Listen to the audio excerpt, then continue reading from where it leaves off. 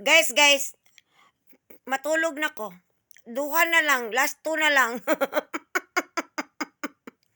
Kay nga bitaw, sabi kasi nila, si Sarah daw ang pinakamatapang. Mas matapang pa daw sa tatay niya. Sabi nito Kurimaw na si Henry, Mas matapang pa daw si Sarah kumpara sa tatay niya. Hoy, Doy Henry, paano naging matapang to animal na to? Wakwak na yan. Nung eleksyon, naka-armored car. Tapos si Lenny sabihan ninyo ng moment ninyo? Paano naging matapang yan? Ilan ba security details niyan? Gusto ko talagang, alam mo yung utak mo dong, ipakalibrate mo yan. Naku.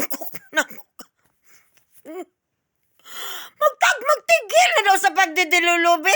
Kailan ba naging matapang yan? Sabihin mo ka mo may sayad yan. Piste, makatulog na nga. Good night. Bye!